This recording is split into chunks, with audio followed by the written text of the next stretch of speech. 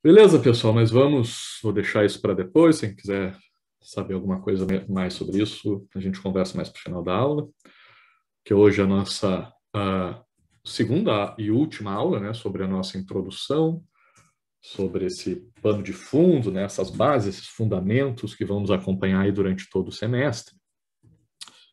E a gente vai dar uma continuidade, né, para o que a gente trabalhou na aula passada. A aula passada a gente viu ali questões específicas. O tema principal é a complexidade, né? A relação entre uma lógica linear ou mais simples com complexidade. Vimos ali o exemplo do livro caindo no chão, vimos o exemplo do Aristóteles com o princípio da necessidade, o princípio da contingência, vimos o comentário do Neil deGrasse Tyson sobre a diferença da física para as ciências humanas, que são mais complexas. Que mais que a gente viu? Vimos os exemplos do videogame, dos jogos de videogame, né? Dos jogos lá de Atari, agora para os jogos atuais, que são mais complexos também. Que mais vimos o Morin falando sobre complexidade, né? Esse é aquele tecido, né? Aquele entrelaçamento de fios, sendo que cada fio seria uma perspectiva diferente sobre o mundo. Né? Então, basicamente, a gente viu que o mundo, apesar da gente, né, pensar o mundo sob uma perspectiva mais linear, mais simples, quando a gente aprofunda a análise sobre a realidade, a gente percebe que ela não é tão linear, que ela é mais complexa, mais caótica, né? Então, segue aquela lógica, vimos também, né, os conceitos de teoria do caos, de efeito borboleta, bem superficialmente, mas para ter uma ideia. Então, basicamente, esse foi o tema da nossa aula passada. A gente vê que existem coisas mais simples, coisas mais complexas. A gente viu que a complexidade pode estar presente tanto em temas, né, sociais, humanos, mas também como em temas da natureza, né, fenômenos físicos, né, como a gente falou ali, só o livro caindo no chão, envolve gravidade, massa, energia potencial gravitacional, né? São diversos fatores que, mesmo analisando só os fenômenos naturais e físicos, que influenciam uma simples queda de um livro no chão. Então, um livro caindo no chão é um fenômeno complexo. Assim como a gente viu o exemplo lá do professor, aquele que estuda, esqueci o nome dele, que estuda previsões, né, de clima, previsão de tempo, como para prever um fenômeno físico, que seria, né, o clima, o tempo, também é um tema complexo, né, bastante complexo, né, tanto que até hoje nossas previsões ainda não são tão precisas. Né? Mas a gente viu também, a partir do Aristóteles e da sua diferenciação entre o princípio da necessidade e o princípio da contingência, que os fenômenos humanos ou sociais, né, adquirem um grau ainda maior de complexidade devido à sua contingência, né, pelo fato de não serem fenômenos inexoráveis, né, pelo fato de incluírem a nossa capacidade de tomada de decisão, as nossas escolhas, o nosso livre-arbítrio, a nossa liberdade. Né? Então, a gente acaba podendo fazer escolhas na vida de um jeito ou de outro, né? Portanto, a gente pode viver a vida de um jeito ou de outro, e a gente pode construir a nossa vida em sociedade, né? A sociedade onde a gente vive, a cidade onde a gente mora, o país onde a gente mora, o mundo onde a gente mora. Né? A gente é de um jeito, mas poderia ser de outro. E isso acrescenta ainda um grau de complexidade para as relações humanas quando comparadas com os fenômenos da natureza. E o objetivo da aula de hoje vai ser a gente tentar entender um pouco o que faz, né? O que contribui, né, para que esses fenômenos humanos e sociais sejam ainda mais complexos do que os fenômenos da natureza e física. Ah, viu do WhatsApp, eu me esqueci de entrar aí, eu vou ver se eu me lembro hoje depois da aula, tá? Para entrar no grupo, se vocês quiserem ter também outro contato. Mas que mais, pessoal? O que faz a nossa vida ser mais complexa, a vida humana, né, ser mais complexa do que os fenômenos da natureza? Isso que a gente vai tentar abordar um pouco na aula de hoje. Eu vou começar aqui com uma apresentação de slides, depois a gente vai lá para o Mentimeter, tá? Tentar também interagir um pouco. Mas vamos começar por aqui. Para começar, pessoal, vou usar o livro desse cara, Harari, Yuval Noah Harari, né, um historiador israelense, escreveu esse livro, o primeiro livro, pelo menos que eu conheço, de grande sucesso dele, é esse Uma Breve História, Sapiens, Uma Breve História da Humanidade. Tem uma versão pirata aí nos nossos arquivos aí, quem quiser dar uma olhada. Eu acho que a formatação lá não é das melhores, deixa eu só ver. Boa tarde, Forrozinho, bem-vindo, sem problema. Tá? Não sei como é que tá para ler ali no arquivo que eu mandei, geralmente, né, esses livros que têm direitos autorais ainda, a formatação não é muito boa, mas pelo menos para vocês darem uma olhada se gostarem. Eu recomendo muito, tá? Esse daqui, se eu fosse escolher alguns dos principais livros da disciplina, eu certamente colocaria esse entre os, sei lá, os 3 principais, né? Pelo menos por ser mais atual, por ter uma linguagem mais fácil também, né? Muitos dos clássicos que a gente vai trabalhar são meio complicados, meio complicada a leitura. Então, essa é uma leitura super fácil. A gente estava conversando aí no final da aula passada, né, que apesar de ser fácil, tem gente que diz aqui, não sei quem é que fala aqui, eu acho que é nessa... tem alguém que comenta aqui, não sei, não é na contracapa, em algum lugar que diz que, nossa, é um livro para numa sentada ler ele todo. Eu discordo, e não me lembro com quem que eu estava falando aqui na aula passada, que também disse a mesma coisa. E, cara, eu começo a ler esse livro, leio um capítulo, eu tenho que parar, dar um tempo, esperar uma semana de tanta coisa que ele me faz pensar e refletir. Então, para mim, não foi um livro que eu consegui ler numa sentada, e mesmo hoje que eu releio ele continua me gerando reflexões, assim, que eu tenho que parar e pensar muito a respeito, que eu acho muito profundo. A forma dele apresentar a história, assim como aquele outro que eu já tinha comentado para vocês, do Geoffrey Blaine, aquele que eu fui para a Austrália tentar fazer curso com ele, é outro também que é uma forma incrível, né, para quem está acostumado com os nossos livros de história da escola. Outro que eu recomendo é o Eduardo Bueno, um gaúcho gremista aí que nem eu, que é muito bom, mais de história do Brasil. Mas eu acho muito bacana assim, essas pessoas que falam sobre história de uma maneira diferente, que sabem encadear os fatos, né, de uma maneira mais interessante do que aquela decoreba, né, de datas e nomes que geralmente as aulas de história são no colégio. E o Harari, aí tive também a honra de poder assistir ele ao vivo numa apresentação que ele teve aqui no Brasil em 2019. O cara é muito, muito bom mesmo, a apresentação dele é genial. Se vocês quiserem, no YouTube tem várias palestras dele sobre os mais diversos assuntos. Ele tem mais 2 livros, Homo Deus e 21 lições para o século XXI. Não li ainda os outros 2, mas sei que são muito bons. Só que eles são mais assim de... Ele diz que não é futurologia, mas que é uma análise de um futuro possível, né, o que ele interpreta como sendo algo que a gente aparentemente está caminhando em direção a esse futuro, não que ele diga que isso vai ser o futuro, pelo contrário, que ele coloca justamente essa possibilidade de futuro para que a gente reflita sobre se é isso mesmo que a gente quer, se a gente não seria melhor a gente pensar melhor as nossas atitudes no presente para evitar esses cenários de futuro indesejados. Tá? Mas esse livro, o Sapiens, eu acho que é academicamente o mais sólido, porque não tem tanta, né? Mais para o final tem alguma coisa, ele começa a construir as bases para isso, mas tem mais uma análise do que aconteceu e não tanto uma análise sobre o futuro, né? Que eu acho que, especialmente dentro das ciências sociais, é o que o nosso objeto nos permite fazer com um rigor científico mais apurado, certo? Geralmente nós, cientistas sociais, quando damos a falar mais sobre o futuro, a fazer previsões, a gente acaba extrapolando o nosso método, né, a nossa capacidade de análise.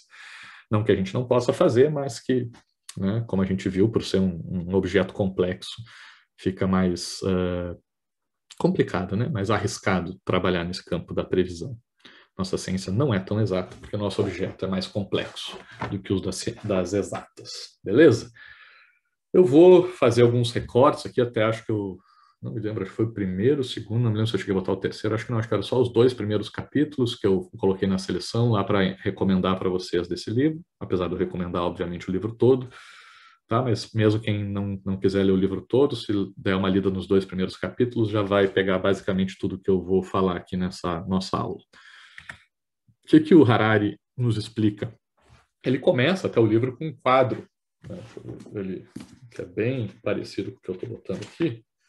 Ele faz, é um pouco maior aqui o quadro que ele coloca, tem outros momentos que ele destaca, Mas para a gente, eu fiz algumas seleções aqui, tá? Sobre alguns acontecimentos marcantes ao longo da história do universo que ele destaca aqui. Né? Então, ele começa ali no que seria o que a gente chama de Big Bang, né?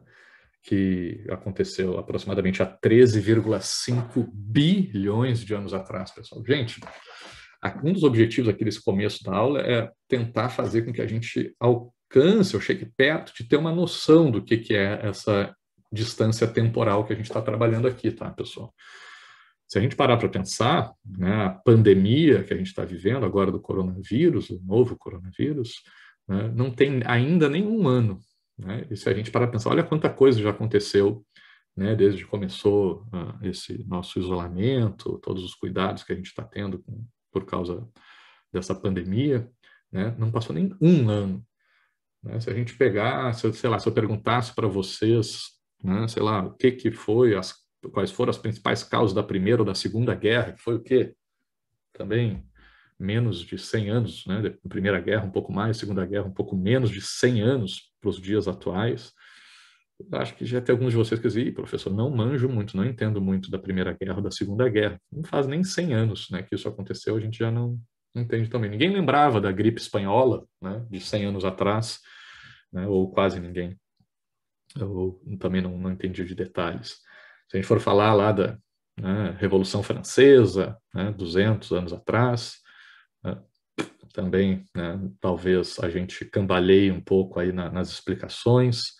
Né? Se a gente for lá para a Idade Média, a gente já tem, né, algumas palavras, né, algumas imagens, mas para explicar mesmo um fenômeno de, né, um período de quase 1000 anos, a gente deve saber pouquíssima coisa. Se a gente for lá para os gregos, né, Antiguidade Clássica, Grécia, Roma Antiga, né, como a gente sabe pouco, né, mas a gente ainda sabe alguma coisa. E olha, né, que a gente está aí, não chegou, né, estamos 2000 anos, 2000 e pouquinhos anos que a gente está falando aí, a gente já tem alguma informação. Se a gente vai lá para o Egito, 4, 5 mil anos atrás, a gente sabe que tem pirâmide, sabe mais um das múmias, né, umas coisinhas assim bem superficiais, mas para entender os processos, as dinâmicas da época é muito complicado para fazer uma análise mais aprofundada, né? Isso, estou falando, cheguei, né, no período aí da chamada história, né, fim da pré-história, início do que a gente chama de história, com o início da escrita, né, 4, 5 mil anos atrás, né, é basicamente o que a gente estuda aí numa aula de história, né? Antes disso, a gente sabe muito pouco. Eu estou falando de 5 mil anos atrás, no máximo, né? Pega isso, multiplica por 1000, a gente chega a alguns milhões de anos atrás, e multiplica isso por 1000 de novo, para chegar em bilhões de anos atrás. Né? É disso que a gente está falando aqui, de 13,5 bilhões de anos atrás. Diz que teria acontecido o Big Bang, e teria surgido, né, ao mesmo tempo a matéria e a energia. Né? Seriam dois lados da mesma moeda, para quem estuda um pouco mais dessas questões de física. Né? O Harari coloca esse marco como sendo o início da física. Obviamente, aqui não da ciência da física, porque não tinha ninguém, né, não existiam seres humanos para estarem estudando, para criarem conceitos, teorias, fórmulas de física há 13,5 bilhões de anos atrás. Mas surge o objeto da física, porque tendo matéria, tendo energia, a gente também passa a ter o espaço e o tempo. Né? Então, a gente tem aí todos os elementos necessários, pelo menos os elementos mais básicos, né, para se poder começar a estudar a física, né? Mesmo que seja bilhões de anos depois, mas o que acontecia lá 3,5 bilhões de anos atrás já permitia esse estudo. Passando aí, deixa eu ver aqui, 300 mil, não é nem milhões, tá? Só rapidinho, assim, 300 mil anos depois do Big Bang, né, teria começado, né, essa matéria, essa energia solta, enlouquecida no meio do universo, depois dessa grande explosão, começariam a se agrupar, né, em pequenos átomos, em pequenas moléculas, né, formando as primeiras estruturas, né, do nosso universo. Né? E a partir daí, com esses átomos e essas moléculas, a gente passa a ter também o objeto de estudo da química. Né? Começam a acontecer, então, os primeiros fenômenos da química. Ainda 3,5 bilhões de anos atrás, né? Mas essa pequena distância de tempo de 300 mil anos. Né? Mas olha, analisando toda a nossa história aqui do que a gente conhece, a gente falou de 5 mil. Aqui, do Big Bang, que é um estalar de dedos aqui até surgirem os átomos e moléculas, foram 300 mil anos. Tá? Tanto que entram aqui na mesma linha aqui da nossa primeira coluna, porque não dava para diferenciar. Passando ali 9 bilhões de anos, pessoal, surge o nosso planetinha aqui, Terra, né? Depois de tantos átomos, moléculas, energia e matéria interagindo pelo espaço, forma-se o nosso planeta. Ali o que dá isso? Dá 0,7 bi, então 700 milhões de anos depois da formação do nosso planeta. 700 milhões de anos, pessoal. É muita coisa, né, gente? Por favor. Né? Mas ali é uma vírgula, 0,7 bilhões de anos. Aí no planeta Terra começam a surgir os primeiros organismos vivos, né? Tem lá uma tese que foi dentro de um lago, dentro do vulcão, no meio do oceano, que gerou uma diferença de pH, alcalinidade, não sei o quê, que né, prótons, nêutrons, elétrons, não sei o que lá, foram se juntando, formaram umas algazinhas ali, ficavam presas em umas pedras, começaram a fazer funções metabólicas muito simples e surge, então, a primeira forma de vida. E aí surge também o objeto da biologia, né, o estudo da vida, né? 3,8 bilhões de anos atrás. E aí passa 3,2 bilhões de anos também. Não, muito mais. 3,894 bilhões de anos atrás. Então, entre o surgimento da vida na Terra, né, até surgir essa vida aí se transformando de tal forma, né, até chegar lá no que a gente chama de macacos, né, mas na verdade não são especificamente macacos, são os grandes primatas, principalmente os chimpanzés, né, que são os nossos antepassados aí, mais próximos, se separam, né, e o último ancestral comum entre os humanos e os chimpanzés se separam, formando duas espécies diferentes, 6 milhões de anos atrás. Tá? E 70 mil anos atrás ocorre também uma mudança dentro de nós, né, da espécie, na verdade, do gênero Homo, né, do humano, ocorre provavelmente alguma mutação no nosso cérebro que causou uma possível revolução cognitiva, né, a criação da nossa linguagem ficcional, e a partir daí a gente começa a criar ficções e culturas, né, que não existiam até então, né, imagens, símbolos, e com o surgimento desses símbolos, dessas imagens, surge a nossa cultura e, portanto, também a possibilidade, né, do nosso estudo da história, apesar de a gente chamar de período de pré-história ainda, né? Não é que a gente registrasse, a gente ainda não registrava essa cultura, esses símbolos, essas imagens, a gente não registrava eles de forma escrita, mas já se começa a ter objeto da história, né? A gente já começa a poder olhar para trás e ver a construção desses elementos que compõem a nossa cultura e a nossa história, 70 mil anos atrás.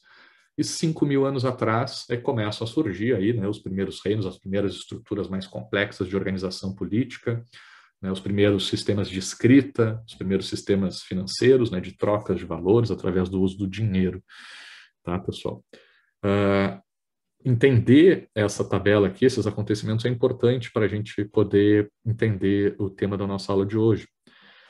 Entender o que faz dos fenômenos humanos mais complexos do que os fenômenos físicos. Só que, como eu disse, para a gente visualizar essa diferença entre bilhões, milhões e milhares de anos é muito difícil.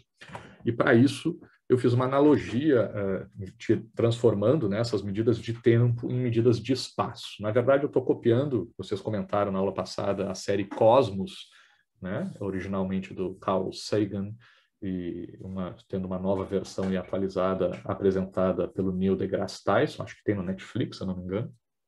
Cosmos é o nome da série, onde ele apresenta exatamente isso. Acho que ele faz numa praia, se eu não me engano, que ele vai marcando na areia assim, as distâncias para a gente ter noção do tamanho dessas diferenças temporais, né? Desses bilhões, milhões, milhares de anos. Eu adaptei isso para a nossa realidade aqui de Brasília, né? Então, imaginem vocês, né, que a gente vai fazer uma caminhada que sai aqui, não é nem da torre de TV, é da feirinha da torre de TV ali atrás, mais perto da Funarte, né? Aqui está o estádio Mané Garrincha, né? E aqui assim está a Funarte e a Feira da Torre. Imagine que a gente vai começar uma caminhada a pé, tá? Saindo lá da feirinha da torre, passando aqui pela torre, pelo Jardim Burle Marx, aqui pela rodoviária, vamos passar aqui pela Biblioteca Nacional, pelo museu, pela Catedral, pela Esplanada dos Ministérios, vamos passar pelo Congresso, e vamos chegar até aqui na Praça dos Três Poderes. Tá? Até o Google marcou errado, aqui está marcando os fundos do Congresso, mas faltava um pouquinho, ainda tinha que ter um pouquinho mais até chegar aqui na Praça dos Três Poderes. Isso dá aproximadamente 4 quilômetros, tá, pessoal? Se a gente fosse fazer isso a pé, essa caminhada levaria em torno de 45 minutos, tá? E aí eu preparei aqui peguei um videozinho aqui da internet que nos ajuda a visualizar melhor. Deixa eu ver se eu consigo só configurar aqui a qualidade dele para ele não ficar muito pesado. Acho que já está bom. Eita, volta. Volta. Aí. E aí eu vou ir comentando com vocês conforme o vídeo vai passando. Tá? Então começamos aqui, deixa eu dar um pause aqui. Começamos aqui lá na Feirinha da Torre, tá, pessoal? Imaginem o seguinte, que essa caminhada, né, equivale ao processo esse do Big Bang até os dias de hoje. Então, pessoal, deixa eu pegar aqui uma régua que eu vou precisar depois também, que eu tinha esquecido. Então, lá no Big Bang, a gente está na Feirinha da Torre. É quando, nesse momento, né, nesse exato momento, instantaneamente surge a matéria, a energia, o tempo e o espaço, né, o objeto de estudo da física. Quase que imediatamente depois, tá, vai acontecer o surgimento dos primeiros átomos e das primeiras moléculas. Falei para vocês que foi 300 mil anos depois, e aqui nessa caminhada, cada passo nosso, ou seja, cada metro, equivale aproximadamente a 3 milhões de anos. Então, esse 300 mil anos é 1/10 de um passo, né? Tem que pegar 1 metro, 10 centímetros. Tá? Então, é muito rápido. Assim. Então, começou essa caminhada 10 centímetros depois. O que é 10 centímetros? 10 centímetros é essa distância aqui, né? De um dedo meu até o outro aqui, tá? Então, só com essa distância já surgiu também, né, os átomos e as moléculas. Né? Mas, na verdade, são 300 mil anos que se passaram. E aí vai ficar, pessoal, né, essa energia, essa matéria, esses átomos, essas moléculas se batendo pelo espaço, pelo universo, tá? Formando diferentes corpos, tá? Sol, né? Planetas, sei lá, asteroides, sei lá o que fazia parte, buracos negros, né? Do nosso universo.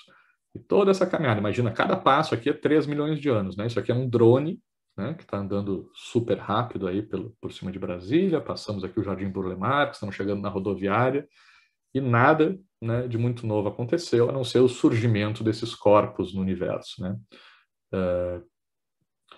Continua sem nada acontecer. Quando a gente estiver chegando lá na catedral, tá lá na frente ainda, só quando a gente chegar lá na catedral é que vai surgir o planeta Terra, pessoal. Né? 4,5 bilhões de anos atrás. Né? 9 bilhões de anos se passaram desde o Big Bang até a gente chegar aqui na catedral e finalmente surgir o nosso planeta Terra. Né? Ainda não chegou. Né? Imagina se a gente tivesse que fazer essa caminhada a pé aqui, como demoraria, a gente perceberia mais essa distância, né? Sentiria mais assim, como está longe. Agora que está chegando, surge finalmente o nosso planeta Terra no universo.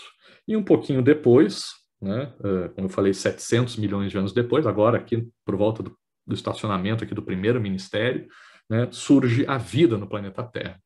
Né, como eu falei, começa a surgir aquelas primeiras formas organizadas, né, o primeiro metabolismo de seres vivos muito primitivos, mas que vão se organizando em formas cada vez mais complexas, cada vez mais, entre aspas, né, evoluídas, né, até que, para que surja a nossa vida, fica só, né, se desenvolvendo a vida, se multiplicando, surgindo novas espécies dentro do nosso planeta, né? Até que quando a gente estiver chegando lá na Praça dos Três Poderes, deixa eu esperar passar aqui o Congresso. Vamos ver. Por enquanto ainda estamos no planeta Terra e a vida vai mudando, dinossauros, não sei o que lá, que está rolando aqui, né? A gente não existe seres humanos ainda. Deixa eu dar uma pausa aqui. Cadê meu mouse que ele some? Tá aqui. Aí quando a gente chegar... esse negócio ficou na frente, peraí. Quando a gente chegar aqui, pessoal, estão vendo esses carros aqui passando? Né? Na verdade, um carro estacionado ali no meio-fio ali da Praça dos Três Poderes. Quando a gente estiver de frente para esses carros que ficam ali estacionados, né? Acho que nem deveria estacionar ali, se eu não me engano, Ou seja, quando a gente estiver a 2 metros, né, ou 2 passos da Praça dos Três Poderes, é que nós, seres humanos, surgimos enquanto espécie, enquanto gênero, na verdade. Né? É que surge o gênero Homo, né? Que é a nossa família maior, aí vai ter os homens de Neandertal, os Homo erectus, né? Diversos, nem me lembro aqui, deixa eu ver se eu acho no livro do Harari, tem aqui alguns dos nossos parentes mais próximos. Aqui tem o Homo rudolfensis, Homo erectus, homem de Neandertal, né? Todas essas espécies de hominídeos, né, ou de humanos, existiram, começam a surgir, faltando 2 passos ali para a Praça dos Três Poderes. Desde lá do Big Bang, lá na Feira da Torre, não tinha, né? Tinha vida, mas os humanos não existiam em nenhuma forma. Quando falta aí 2 passos para a gente pisar na Praça dos Três Poderes, que é o final, que é o hoje, né? O nosso momento atual, né? É que começam a surgir, então, os primeiros humanos no planeta Terra. E aí, quando faltar... Cadê minha régua? 2 centímetros, pessoal, cadê aqui? 2 centímetros de novo aqui. Essa distância aqui entre esses meus 2 dedos, né? A largura aqui de um dedo, cara, um dedão, tá? Essa largura de um dedo, né? Quando faltar isso para a gente, o nosso pé, assim, faltar 2 centímetros para ele encostar na Praça dos Três Poderes, é quando rola essa revolução cognitiva, né? Quando a gente começa a inventar, a desenvolver uma cultura, né? A ter esses elementos simbólicos que vão construir a nossa história. E depois, ququando faltar 1,5 mm, não consigo nem botar aqui, né, pessoal? Nem aparece aqui os risquinhos, mas acho que você sabe o que é 1 mm. Imagine 1,5 mm, uma ponta aqui de uma caneta, né, de uma caneta Bic. Assim, quando faltar essa distância aqui para a gente, nosso pé, finalmente encostar no chão ali da Praça dos Três Poderes, é que surge ali, né, a escrita, né, os primeiros reinos lá, o Egito Antigo, pessoal. Então, desde o Egito Antigo, se o mundo começou lá na lá na Feira da Torre, né, o universo começou lá, né, ele vem se desenvolvendo, e o que a gente mais ou menos sabe, né, como eu falei para vocês, a gente não entende tão bem como é que era o Egito Antigo, né? Mas isso, essa distância do Egito Antigo até a gente, se a gente for colocar nessa proporção aí, né, que o Big Bang foi lá na Feira da Torre e o presente, o momento atual, é a Praça dos Três Poderes, o espaço onde acontece todos esses 5.000 anos a gente tem que reduzir para o espaço de 1,5 mm. Não, acho que eu não consigo nem mostrar aqui para vocês de tão pequenininho que é, quase um grão de areia. Tá, pessoal? Então, eu espero que com isso a gente consiga ter uma noção, né, do tamanho do espaço que a gente ocupa na história do universo, né? A gente, não a gente enquanto seres, mas a gente enquanto estruturas que desenvolvem cultura, história, né? Essa linguagem ficcional aí que o Harari fala, tá? E como que rolou? O que acontece nesse processo de evolução, para a gente entender um pouco melhor essa nossa organização enquanto espécie, né? Aqui tem uma árvore das espécies, árvore da vida, depende de como se chama, né? Onde tem aqui símios, né? Eu acho que são primatas, acho que a gente considera mesmo, pelo que eu vi, eu não me lembro, eu recomendo quem quiser aprender isso com mais detalhes e de forma mais como é que se diz, uma linguagem mais comum. Eu gosto muito de um cara do canal no YouTube de um cara chamado Pirula. Procurem lá, acho que alguns de vocês, algumas devem conhecer, né? O cara é um biólogo e ele explica muito bem. Ele tem, acho que uns 2 vídeos sobre o surgimento e o desenvolvimento da espécie humana. São longuíssimos, acho que é 2 horas ou mais até cada vídeo, mas eu recomendo já assistir 2 vezes cada um, porque eu acho maravilhoso. Vai explicando todas as variações que a gente já teve, como que o ser humano foi se espalhando pelo planeta Terra, cada, né, espaço conquistado, como que isso se deu, as mudanças climáticas que envolviam essa nossa separação né, dos demais primatas para a espécie humana. Isso ele explica em maiores detalhes, mas eu me lembro que ele fala que é errado a gente chamar os chimpanzés, gorilas e orangotangos de macacos, né? Porque macacos eu acho que são os outros ali, símios, esses que têm rabo, se eu não me engano, alguma coisa assim, então eu não vou afirmar com certeza porque eu não me lembro. Tá? Mas o fato é que a gente faz parte, acho que é da família dos grandes primatas, se eu não me engano, né? E aí a gente se separa do chimpanzé, né? E que seria algo como se fossem os nossos primos, né? E a gente passa a ter o nosso próprio gênero, que é o gênero Homo, né? Humano, né? E esse nosso gênero se subdivide em diferentes espécies, né? Desde esses que eu falei para vocês, que é o Australopithecus, o Homo erectus, o Rudolfensis, né? O Sapiens e o Sapiens sapiens, né? Acho que tem outros aí que eu não estou me lembrando o nome, tá? Mas o que é interessante da gente saber, né? Então, que esses seriam os nossos irmãos, né? Porque são nossos parceiros aí de gênero, falando das classificações biológicas, né? Assim como também os felinos se dividem, né? Tem os grandes felinos, leões, leopardos, tigres, né? Mas também fazem parte acho que do mesmo gênero, da mesma família que os gatos, né? Então, essa mesma lógica aí biológica, né, de classificação das espécies a gente também tem, né? Compartilhamos então algumas características, né, com os primatas que fazem parte da nossa família e algumas somos a espécie mais próxima da gente, pelo que eu sei, é o chimpanzé, né? Mas é importante que a gente saiba que dentro do nosso gênero humano, né, existiram já outras espécies de humanos. Né? E o mais interessante, porque geralmente eu acho que a gente aprende no colégio de um jeito que parece que cada espécie de homos, né, de humanos, foi sendo assim uma nova versão, né, da espécie anterior. Então surgia uma nova espécie, a outra desaparecia. Né? E não foi assim que aconteceu. Né? Esses vídeos do Pirula aí ajudam bastante a entender, o livro do Harari também explica muito bem isso, né? De que houve momentos ao longo da nossa história em que diversas espécies de humanos coexistiram no planeta Terra, não necessariamente nos mesmos lugares, né? Eu acho que teve um período que tinha 6 ou 7 espécies diferentes de humanos vivas ao mesmo tempo. Né? Não todas juntas no mesmo lugar, mas sim em alguns lugares, né, elas se cruzaram, elas interagiram entre si, teve até cruzamentos, né, teve relações sexuais gerando descendentes, né, acho que os homens de Neandertal, né, parece, se não me engano, cruzaram com Homo sapiens, parece que tem estudos de DNA que mostram isso, se eu não estou enganado. Tá? Mas o interessante e importante aqui para a gente é saber que houve, né, no mesmo momento, mais de uma espécie humana vivendo no planeta Terra. Tá? E nesse momento, nessa época, né, o ser humano era como qualquer outro animal, como um macaco, né, sei lá, como um gato, como um cachorro, como uma borboleta, como um passarinho, que vive no planeta Terra, mas não afeta, não interfere tanto na estrutura do planeta.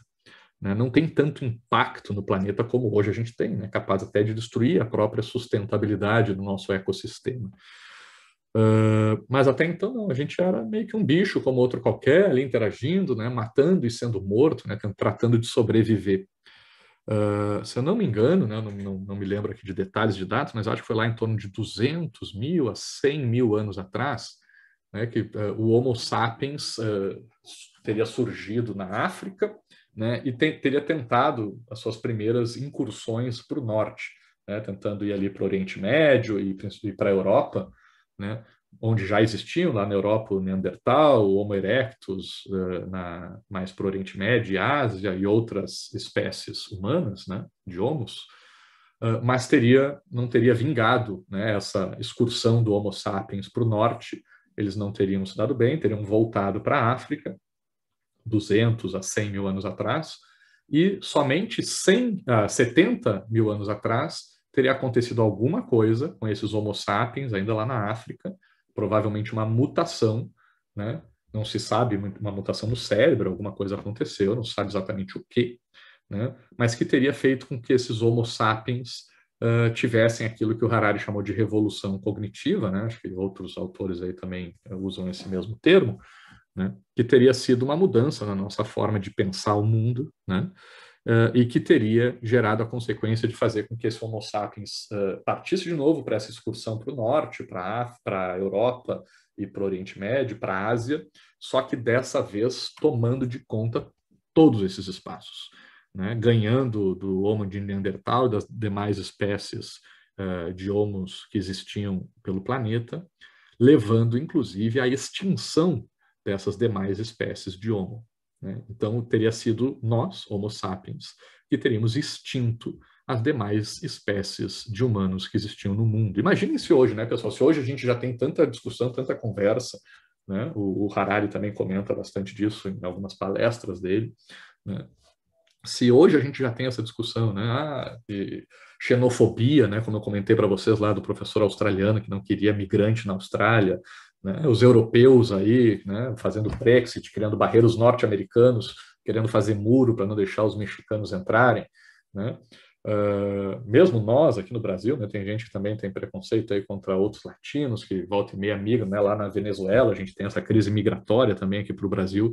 Se hoje em dia a gente vê indivíduos da nossa mesmíssima espécie como sendo diferentes, né? Imaginem o que seria o nosso mundo se a gente ainda tivesse outras espécies de humanos totalmente diferentes. Eu tivesse Homo erectus, homens de Neandertal, Australopithecus, né? Vivendo aqui com a gente, né? Seriam parecidos, seria um intermediário entre nós e os outros primatas, né? O chimpanzé, o gorila, o orangotango. Né? Você teria ainda uma diversidade maior, né, de espécies, né, diferentes da gente, porém muito parecidas com a gente. Se eu não me engano, a gente compartilha 99%, né, dos genes de um chimpanzé, mais até, né, de um chimpanzé, ou coisa aproximada a isso. Então, imagina ter alguém ainda mais parecido com a gente, porém mais diferente, né, do que um mexicano, do que um venezuelano, do que um europeu, do que um norte-americano, né? Então, imagino os conflitos, né, e os desafios que isso não traria no mundo atual. Pois isso existia durante um tempo, né, e o Homo sapiens, de alguma maneira, conseguiu se sobrepor às demais espécies, né? Em alguns casos, né, o que os biólogos aí, estudiosos da área explicam que teria acontecido, sei lá, talvez por guerras mesmo, talvez tenha tido enfrentamentos, né, luta, e os sapiens teriam matado outros humanos, outros homos, né? Talvez não por confronto direto, mas sim por competição por recursos, né? Talvez os sapiens tenham tido mais habilidade para tomar em conta dos recursos, da comida, dos abrigos, né, sei lá, da madeira, das pedras que existiam no local, e, portanto, levando a escassez de recursos para os outros, teriam levado indiretamente à morte dos demais. Mas seja qual for a forma, né, muito provavelmente uma combinação de todas essas formas, né, de interação, a consequência, sem dúvida, que a gente teve foi a extinção dos demais, das demais espécies de Homo. E só sobrou a gente. E por mais que a gente não saiba exatamente o que aconteceu, o que levou a isso, como é que foi essa mutação, né? Tem gente que diz que tem a ver com o cérebro, o fato da gente ter comido carne, que pode ter levado ao desenvolvimento, né, a proteína da carne, deu mais energia para o nosso cérebro, isso pode ter diversas teorias. Mas o foco não é esse, o nosso foco aqui é entender o que aconteceu de diferente, por que a gente se sobrepôs, né, prevaleceu sobre essas demais espécies. E aí tem algumas teorias que tentam explicar isso, né, e a gente vai tentar entendê-las aqui. Basicamente, todas elas falam sobre linguagem, né, que a gente fez algo diferente na nossa linguagem. Então, que a gente teria uma linguagem, né, que os demais humanos não teriam, e os outros animais também não teriam, né? Mas não é só o fato de ter linguagem, né? Porque existem outros animais, né? Vários outros animais que têm linguagem, que também se comunicam de alguma forma, né? Desde, sei lá, os passarinhos com os seus piu-pius, né? Os seus cantos, as baleias, né? Com aqueles sons, acho que é ultrassônicos, sonares, né? Que eles se comunicam. Os morcegos, eu não sei se eles se comunicam, se só usam para se localizar, né? Que também tem essas ondas que eles emitem. Mas as formigas, por exemplo, né, que quando a gente vê aquelas fileiras de formiga, dizem que uma formiga elas fazem aquela fileira, que são obrigadas a passarem umas pelas outras, porque elas vão batendo as antenas umas nas outras, e aí passam coisa que eu não sei como é que é o fenômeno químico que acontece aí nesse toque de antenas, e que aí elas passam informações, né, através desse contato das antenas, dizendo, sei lá, onde é que está a comida, onde é que está o formigueiro, o que está rolando em volta, né? Eu tenho 2 gatos aqui, eu sei que os gatos também se comunicam, eles sentem no cheiro do outro gato, eles sabem se o outro gato é fêmea, se está no cio, se está doente, qual é que é, se é uma ameaça ou se não é, se é velho, se é novo. Então, existem formas de linguagem, de comunicação entre os demais animais. Então, não é o fato de ter uma linguagem que nos distingue dos demais animais, né? Por exemplo, tem um exemplo que o Harari cita nesse livro dele, o Sapiens, é uma espécie de macaco, se eu não me engano, são macacos verdes, né, que diz que alguns biólogos estudando eles descobriram que eles têm diferentes gritos, né, e que cada grito simboliza, né, tem um significado específico. Então, teria um grito desses macacos verdes que significaria, olha, cuidado, lá vem uma águia, né, e teria outro grito que significaria, cuidado, lá vem um leão. E aí, o que os caras fizeram? Um experimento. Eles pegaram esses macacos, colocaram um zoológico, um laboratório, né, em cativeiro, gravaram na natureza esses gritos que eles usavam para avisar quando via o leão ou quando vinha a águia, e tocaram esses gritos, né, essa gravação, para os macacos verdes em cativeiro. E eles viram que quando eles soltavam o grito que significava lá na natureza, cuidado, lá vem a águia, né, os macacos se abaixavam e começavam a olhar para cima. Né? Então eles entendiam que aquele grito significava lá vem a águia. E quando eles mudavam o grito e botavam o grito que significa cuidado, lá vem o leão, os macacos saíam correndo e subiam em cima da árvore para evitar o leão. Então conseguiram, né, de certa forma, provar, né, ou pelo menos trazer um indício muito forte de que os macacos esses entendem o significado diferente de cada grito, né? Então aquela linguagem, né, verbal nesse caso, diferente de outras aí, como eu falei da formiga ou dos gatos, né, que não seria verbal, mas seria uma forma de comunicação, né? Nesse caso, uma comunicação verbal, né, geraria compreensão de outros indivíduos da mesma espécie. Eles entendem o significado daquela linguagem, né? Então, não é isso que nos diferencia dos demais animais, senão esses macacos verdes também poderiam ter dominado o mundo aí, que nem nós, seres humanos, Homo sapiens, fizemos. O que temos nós, os sapiens, que os outros animais não têm nessa linguagem? A primeira tese é de que a nossa linguagem é mais complexa do que a linguagem desses outros animais, né? Enquanto esse macaco verde ele só consegue dizer lá para o outro, olha, lá vem o leão ou lá vem a águia, a gente consegue explicar, dizer, olha, ou eu posso dizer para vocês, gente, hoje de manhã eu saí para caminhar para aquele lado de lá, passei um rio, passei uma floresta, subi uma montanha, desci, encontrei um bando de, sei lá, galinhas que a gente pode comer, mas tomem cuidado, porque tinha um bando de lobos ali em volta querendo comer as galinhas. Então, se a gente der a volta na montanha e chegar pelo outro lado, a gente for junto, a gente combina, a gente consegue pegar as galinhas para comer sem ser atacados pelos lobos, né? Então, a gente consegue explicar muito mais elementos, ter uma linguagem muito mais complexa do que esses macacos verdes, do que uma baleia, do que uma formiga, do que um gato.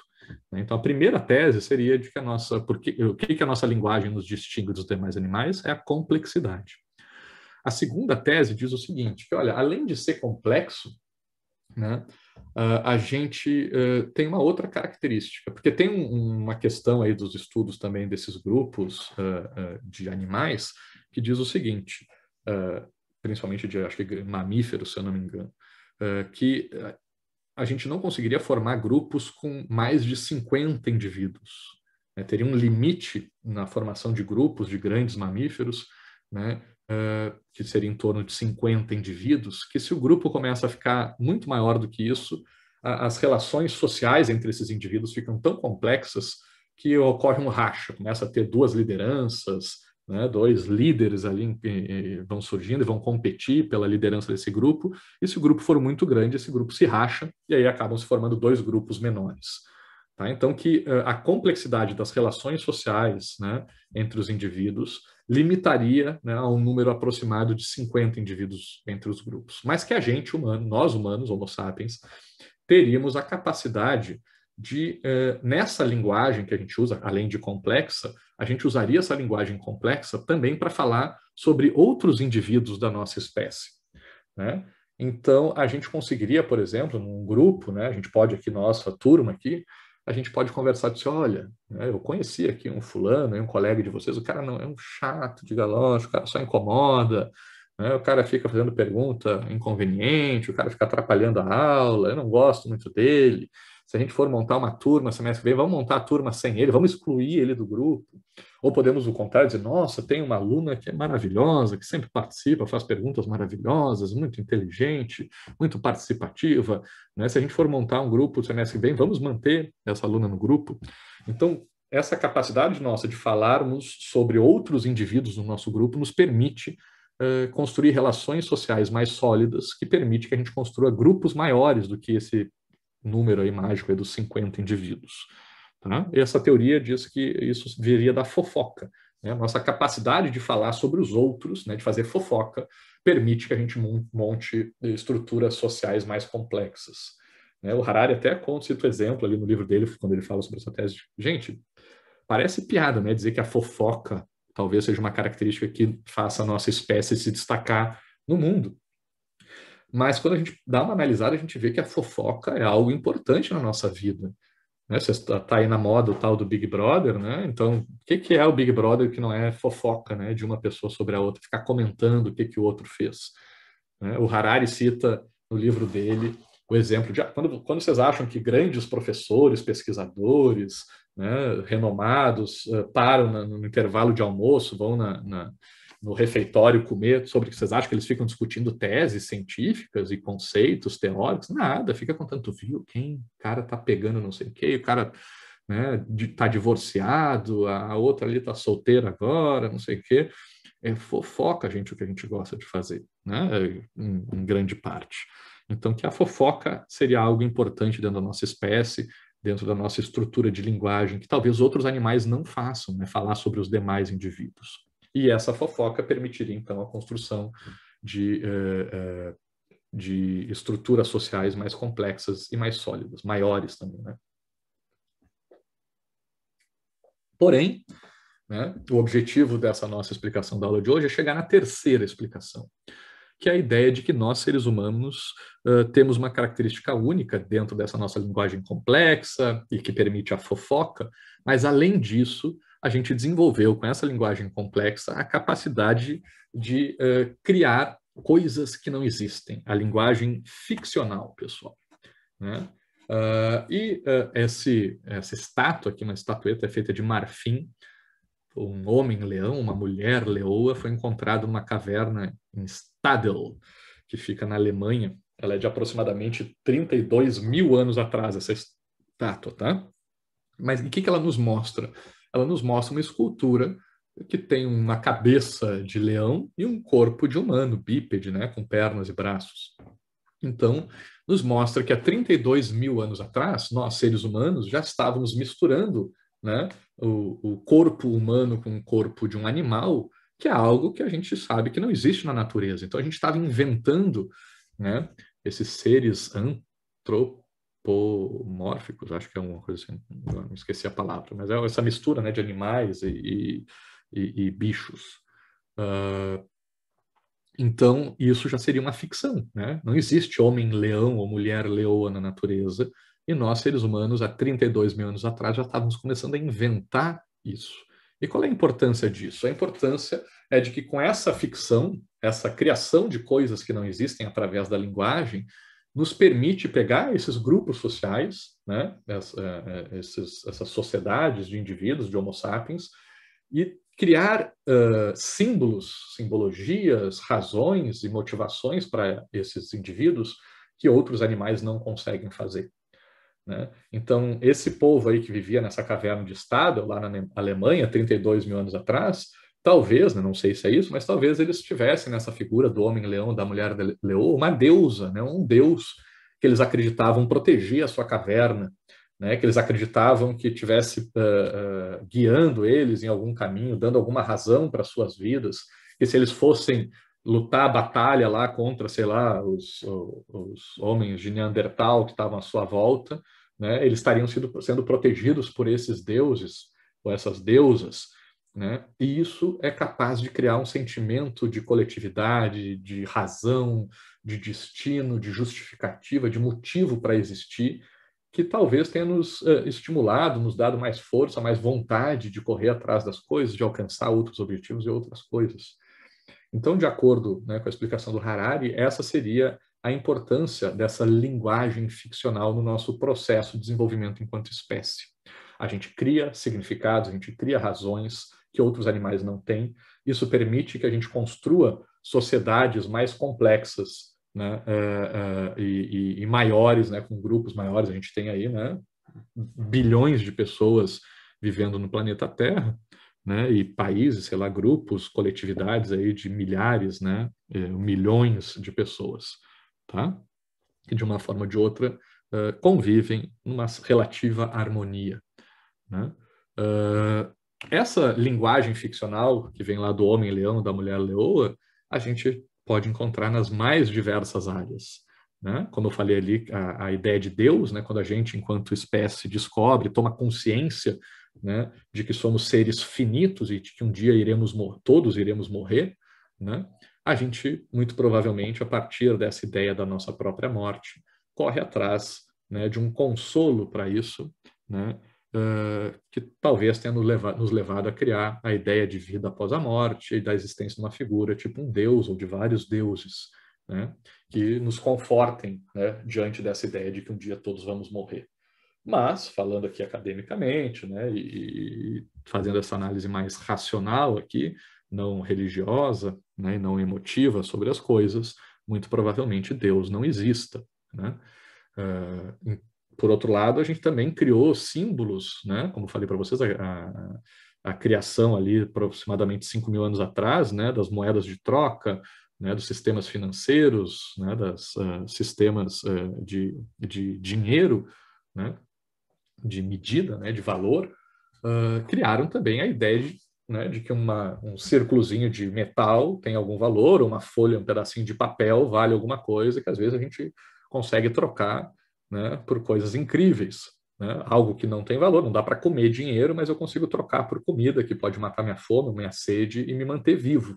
Um pedaço de papel, uma moeda, não tem essa capacidade, mas a gente dá valor para o dinheiro, né? Às vezes, né, ainda mais na nossa sociedade capitalista, às vezes um valor maior do que até a comida ou a bebida ou outras necessidades básicas que a gente tem enquanto ser humano, né, enquanto animal, em nossos processos biológicos. Além do dinheiro, a gente também cria a ideia de justiça, né, do que é certo e errado, do que é ético, o que não é ético. Né? A gente cria o direito, a gente cria leis que regem nossa sociedade, e isso não existe na natureza. Né? Se a gente pegar aqui numa árvore, uma cobra sobe a árvore, chega no ninho do passarinho, vai lá e come o ovo do passarinho, né? Isso não é justo ou injusto, né? A cobra está indo atrás do seu alimento, da sua sobrevivência, não está fazendo nada além do que seguir sua própria natureza. O passarinho deu azar, pode ser que mais ali para frente uma águia, alguma coisa, veja essa cobra, pegue e coma a cobra também, e aí a cobra que dê azar, mas a cobra não cometeu nenhum crime quando comeu o ovo do passarinho, e a águia também não comete nenhum crime quando vai lá e come a cobra. Né? A gente transfere essas nossas ficções humanas de justiça, de certo e errado, para o mundo animal, mas na natureza esses conceitos não existem. E a gente também cria a ideia de Estado, né, de país, de nação. Né? A gente é brasileiro, isso significa alguma coisa, isso diz um pouco do que a gente é. Né? A gente é diferente dos argentinos, dos paraguaios, dos bolivianos, dos venezuelanos, dos europeus, dos chineses. Né? Por quê? Né? Falamos outra língua, temos outros costumes, mas tudo isso fruto dessa nossa linguagem ficcional, dessas ficções que a gente cria. Importante dizer, pessoal, aqui que ficção não é a mesma coisa que mentira. Tá? Mentira geralmente é uma coisa mais consciente, talvez, né? De que a gente sabe que a coisa funciona de um jeito e a gente coloca ela de um outro jeito que não corresponde com a verdade que a gente conhece. A ficção é mais a criação de algo que não existe, independente, né, da sua existência na realidade ou não. Não é uma negação da realidade, mas sim uma criação de algo que não existe. Enquanto a mentira é o oposto, né, da verdade. A ficção é uma verdade possível, né, em algum momento, não necessariamente a negativa da verdade, a ficção. Então, não quer dizer que Deus não exista, não quer dizer que o dinheiro não exista, não quer dizer que a justiça não exista, não quer dizer que o Estado não exista, mas que eles são invenções nossas. Tá? E qual é a importância da gente saber que essas coisas são invenções nossas? É que quando a gente for estudar essas coisas, quando a gente for falar sobre Deus, sobre dinheiro, sobre justiça ou sobre Estado, a gente tem que lembrar que não existem os parâmetros pré-estabelecidos pela natureza, pelo mundo, pela realidade. Porque são ficções, assim como o homem-leão ou a mulher-leoa ali daquela estátua, são criações nossas. Né? O Estado, assim como Deus, a justiça, assim como Deus, né? O dinheiro, assim como Deus, é uma invenção nossa. E para algumas pessoas, Deus, né, esse barbudo no céu, para outras pessoas, Deus são vários deuses, para outras pessoas, Deus é uma energia, uma consciência. Né? Então, Deus pode assumir várias formas, assim como o dinheiro pode assumir várias formas, assim como a justiça pode assumir várias formas, assim como o Estado pode assumir várias formas. E aí, qual é o certo? Qual é o Deus certo? Quem diz? Quem é o responsável? Cadê o manual? Cadê o gabarito da vida, como a gente falou na aula passada, para a gente saber qual é o Deus verdadeiro mesmo? Né? Qual é o dinheiro verdadeiro? Qual é a justiça verdadeira? Qual é o Estado verdadeiro, certo, ideal? Né? O objetivo dessa nossa análise inicial é a gente entender que, por mais que já se tenha falado muita gente boa estudou qual é a justiça ideal, qual é o Estado ideal, a gente vai falar muito sobre isso ao longo do semestre, mas a gente deve começar já tendo essa certeza de que não existe essa resposta. Né? Por quê? Porque é uma invenção nossa. Né? E quando a gente inventa uma ficção, quando a gente cria, escreve um livro de ficção, um filme de ficção, não existe limite. Né? Pode existir o Harry Potter e sua varinha mágica, pode existir o Senhor dos Anéis e monstros, não sei o que lá, Guerra nas Estrelas, naves espaciais, extraterrestres. Na ficção, o único limite que tem é a nossa criatividade. Né? Não existe gabarito para ficção. Não existe certo e errado na ficção. E essas coisas, o Estado, a justiça, o dinheiro, a religião, por mais que a gente acredite nelas, e eu diria, né, arriscaria dizer que hoje em dia a gente acredita mais nas ficções que a gente inventou do que nos elementos naturais, né, dados pela natureza. A gente vive mais em contato com o valor do dinheiro, com o medo da justiça, com a organização do Estado, ou com, né, a organização religiosa que nos guia, do que com as leis da natureza, né? Que a gente até, enquanto humano, consegue se sobrepor aí e contornar muitas vezes. E a gente acaba acreditando mais nas nossas próprias ficções do que na realidade natural à nossa volta. E é importante, antes da gente começar a discutir esses assuntos, que a gente entenda, né, que essas coisas são invenções nossas. Então a gente é que é responsável por dizer o que elas são, quais são os seus significados, quando que elas se aplicam ou não, como que elas se aplicam ou não, para que elas servem, para que não servem, quando que elas são boas, quando que elas são ruins. Né? É uma construção humana, né, e que a gente, enquanto seres humanos, deve continuar tentando desenvolver. Agora, pessoal, vou pedir para vocês interagirem um pouco aqui comigo, entrando lá no Mente, www, deixa eu ver se eu consigo abrir aqui o chat, www.mente.com, para quem ainda não acessou, vou botar aqui, mente.com, e o nosso código de hoje é 388643. 388643. Eu gostaria que vocês me respondessem uma pergunta bem simples. Não vou perguntar como que isso está acontecendo, ou já aconteceu, não vou pedir maiores detalhes sobre isso, mas queria que vocês me respondessem se vocês já amaram, ou se no momento estão amando, tanto faz, alguém ou qualquer coisa. Vocês já sentiram o sentimento de amor por alguém ou por alguma coisa? Sim ou não? Vocês estão conseguindo acessar aí? Deixa eu ver se está funcionando aqui. O que está rolando aí? Aqui começou a vir, deixa eu abrir o chat. Professor, eu respondi, não apareceu. Beleza, agora acho que está começando eu que consegui chegar aqui. Temos já 5 respostas, todo mundo dizendo que sim, já amou ou está amando alguém ou alguma coisa. Temos 12 pessoas aqui na aula. O que está acontecendo com os outros 7? Não conseguiram entrar aí? Como é que tá? Não sei se essa coisa está atualizando direito. Agora sim, 8. Maravilha. Beleza, pessoal. Já que vocês estão me respondendo que sim, né? E mesmo se me respondessem que não, tanto faz a resposta de vocês. Aqui é só uma pergunta de abertura.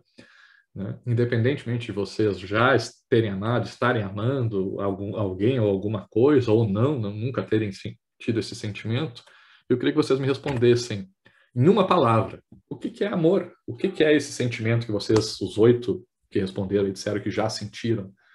Vocês sabem resumir numa palavra o que que é amor?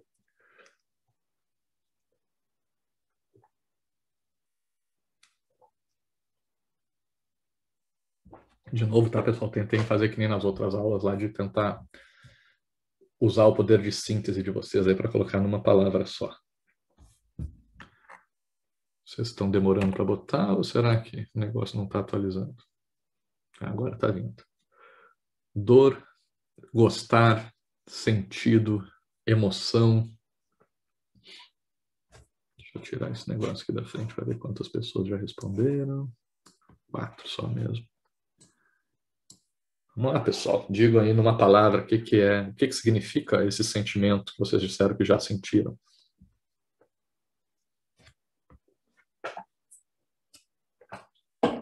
Mais ninguém? Vocês estão tímidos hoje?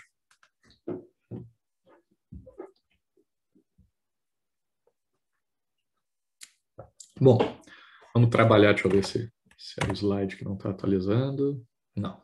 Ah, não, veio alguma coisa a mais aqui. Deixa eu ver. Está demorando para atualizar. Isso aí, até alguma coisa está meio lenta aqui, mas beleza. Bom, vamos trabalhar com o que a gente tem aqui, né? Gostar, dor, cuidar, liberdade, sentido, emoção. Beleza, vocês estão vendo, né? Que são sentido, né? Uma razão, é dar razão para alguma coisa. Emoção já é outra coisa completamente diferente, é uma sensação, enquanto o outro é uma meta, uma justificativa, um objetivo. Aqui é um sentimento, né? Por outro lado, é cuidado, é ter liberdade. O que que é, né? Cuidar do outro e ter liberdade? Não são coisas diferentes. E, principalmente aqui, gostar e dor, né, pessoal? São coisas bem diferentes, né? Gostar me parece uma coisa positiva, boa, né? E dor parece ser uma coisa diferente, dedicação, né? Então vocês vejam que o que vocês entendem como sendo amor pode assumir conceitos, né? E conteúdos muito diferentes, tá? E para tentar explicar melhor o porquê que eu estou falando de amor aqui com vocês, eu vou trazer alguns conceitos, né? Agora eu vou copiar aqui alguns exemplos do professor Clóvis de Barros Filho, né? Recomendo que quem não conhece vá dar uma olhada, tem várias aulas dele falando sobre isso, conceito de amor entre alguns filósofos, e eu estou só reproduzindo, né, algumas palestras dele que eu já ouvi, tá? E obviamente que ele apresenta de forma muito mais interessante do que eu. Mas, para começar, pessoal, temos aqui 3 diferentes conceitos sobre o que é amor. O primeiro, quem nos traz vai ser Platão, né? O nosso terceiro filósofo grego da antiguidade, que a gente ainda nos faltava, já tínhamos falado de Sócrates e de Aristóteles, mas faltava Platão. E Platão escreveu um dos seus livros chamado O Banquete, né? Ou Sobre o Amor, acho que é o subtítulo, alguma coisa assim. Que basicamente, não sei se você sabe, né, Aristóteles escrevia livros em formato de diálogo, seguindo o método socrático, né, de que um fala, depois outro responde, aí chega a uma conclusão, né, uma lógica dialética. E nesse livro Banquete não é diferente, algumas pessoas se reúnem para fazer um jantar, para comer, beber, encher a cara, e no final da noite, todo mundo de barriga cheia, já meio bebum, eles começam a filosofar sobre o que é o amor, né? E aí, no livro, né, nesse O Banquete, cada capítulo é uma pessoa desse banquete trazendo a sua perspectiva sobre o que é o amor. E o Aristóteles, o Platão, desculpa, né, traz alguns conceitos. Como ele faz em outros livros, ele vai colocando na boca de alguns personagens da sua época, né, as teses que ele quer defender no livro. Não quer dizer que essas pessoas realmente acreditassem nisso, né, mas ele usa os seus personagens da época para ilustrar os seus livros. E por último, no final, sempre vem Sócrates, que geralmente é o protagonista dos livros do Platão, né, e que traz a tese que daí sim é a tese que Platão mais concordava, tá? Mas uma das teses que Platão traz nesse livro, O Banquete, ele coloca na boca de um cara chamado Aristófanes. Esse cara realmente existiu na época de Platão, e Platão odiava o Aristófanes. Por quê? Porque o Aristófanes escrevia peças de teatro, geralmente comédias, e numa delas, acho que é As Nuvens, se eu não me engano, o nome da peça, ele escreveu, Aristófanes escreveu sobre o Sócrates e meio que ridicularizando o Sócrates, tratando Sócrates meio como palhaço. E o Platão, como vocês sabem, né, era discípulo de Sócrates, né? Sócrates era o grande mestre de Platão. Então, Platão não gostou nada dessa ridicularização do Sócrates que o Aristófanes fez, e aí ele coloca na boca de Aristófanes o pior discurso, a pior tese sobre o que é amor. E o que Platão diz, né, colocou na boca do Aristófanes nesse livro O Banquete? Né? Nesse livro, Aristófanes chega nesse banquete e vai dizer que um tempo atrás, nós, seres humanos, éramos diferentes do que nós somos hoje. Né? A gente era umas bolinhas, assim, uma coisa, um formato diferente, onde a gente tinha 2 cabeças, tínhamos 4 braços, 4 pernas e 2 sexos. Né? Por isso a gente pensava muito melhor, a gente era muito mais inteligente, tinha 2 cérebros, a gente era muito mais rápido, a gente tinha 4 pernas, a gente era muito mais forte, tinha 4 braços, e a gente também, nós éramos também andrógenos, né? Tínhamos 2 sexos. Então, existiam seres, né, indivíduos que tinham um sexo masculino e um feminino, existiam indivíduos que tinham os 2 sexos masculinos, e existiam indivíduos que tinham os 2 sexos femininos. E esses andrógenos, essas bolinhas aí, de tão inteligentes, espertas, rápidas, fortes, né, que eram, um dia decidiram conhecer o mundo dos deuses e subiram uma em cima da outra até chegar no mundo dos deuses, no céu, e viram lá, espicharam a cabecinha e conseguiram ver os deuses. Os deuses ficaram putos da vida com aquilo, acharam, né, uma arrogância, um desrespeito incrível esses andrógenos aí terem feito isso e resolveram puni-los. Como que puniram? Cortando eles no meio, né? E aí, então, cada indivíduo se transformou em 2. E aí passaram a ser o que a gente é hoje. Um indivíduo com uma cabeça, 2 braços, 2 pernas e somente um sexo. E a partir dessa divisão, né, de acordo com esse mito do andrógeno aí que o Platão colocou na boca do Aristófanes, né, é que surge a ideia de amor romântico, né, que vai servir de base para todo o romantismo posterior que o seguiu, e é até hoje uma das ideias mais conhecidas, mais populares de amor. Né? Por quê? Porque a ideia de que uma metade, né, metade dessas bolinhas aí que foi cortada ao meio, desses andrógenos, vive à procura da sua outra metade. É a ideia de cara metade, as 2 metades da laranja, alma gêmea, né? A ideia de que existe o amor da nossa vida, alguém que está destinado para nos completar. Por quê? Porque lá antigamente a gente era uma pessoa só, e aí quando os deuses nos dividiram em 2, a gente passa então a vida toda correndo atrás da nossa outra metade. Né? Seja a metade, vamos chamar assim, heterossexual, né, de um sexo masculino procurando um feminino, ou um feminino procurando um masculino, ou seja, uma metade masculina procurando outra metade masculina, ou uma metade feminina procurando outra metade feminina, não interessa. O que interessa é que existem 2 metades que estão buscando o tempo todo encontrarem a sua outra metade para se sentirem finalmente completas novamente, e que isso serve de base para a ideia desse amor romântico. E o que Platão dizia dessa tese, como ele botou na boca de Aristófanes, que eu disse para vocês que ele odiava, Platão vai dizer que isso é a maior bobagem que pode existir. Porque todo mundo sabe que não existe só um amor na vida, não existe só uma metade da laranja que nos completa. A gente é capaz de ser feliz com uma pessoa, mas podemos ser mais felizes ainda com outra. Né? A gente tem prazer sexual com uma pessoa e pode ter prazer sexual com outra. Né? Não, Platão vai dizer que isso é uma bobagem e que amor, na verdade, para Platão, é outra coisa. Né? Platão não falava português, nem existia português na sua época, então ele não chamava de amor, né? Ele chamava de eros. Né? O que ele vai dizer que a palavra que ele usa para falar sobre amor é eros. E eros a gente pode traduzir na maneira mais genérica, de chamar de amor, ou de um modo mais específico, que equivale a desejo. Então, para Platão, até que ele coloca na boca de Sócrates, nesse livro O Banquete, né? Mas a gente sabe que é Platão que está querendo dizer o que ele acredita, amor, na verdade é desejo. E o que é desejo? Né? Para Platão, desejo é falta. Como assim? Platão vai dizer que a gente só pode desejar aquilo que a gente não tem. A gente só consegue querer aquilo que a gente não tem. Porque quando a gente tem alguma coisa, a gente não vai querer, porque já tem, então não faz falta, então a gente não deseja. Então, amor para Platão é desejo, e desejo para Platão é falta. E é por isso que a gente conhece o famoso amor platônico, né? Daquela pessoa que ama a distância, que nunca materializa essa relação, nunca consuma esse objeto do seu desejo. Né? Esse é o amor platônico que muitos de nós conhecemos. Né? Eros também, né? Vocês já devem, talvez Eros não seja uma palavra tão familiar, mas vocês conhecem os seus desdobramentos, as suas variantes, né? Erótica, erotismo, né? O professor Clóvis fala, né, que quem nunca foi no Eros motel, no Eros drive-in, na boate Eros, né? Sempre tem aí coisas por aí, né? De beira de estrada, essas coisas, boate de beira de estrada, motel de beira de estrada, que de volta e meia aparece com esses nomes Eros ou coisas parecidas ou suas variantes, que tem a ver com erotismo, né? Coisas eróticas.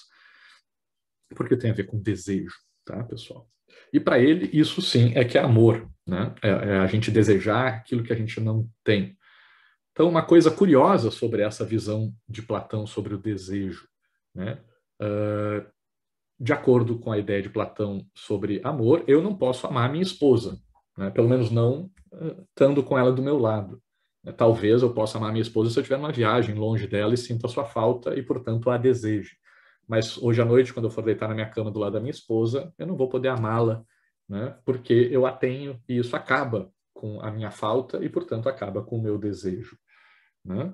Pode parecer meio estranho, né, no primeiro momento, mas para quem já teve relações aí de longo prazo, acho que talvez já tenha sentido alguma coisa parecida de como a empolgação do início de uma relação parece que vai se esvaecendo, vai se diminuindo, se diluindo com o tempo, conforme a gente se acostuma com a presença do objeto ou da pessoa amada.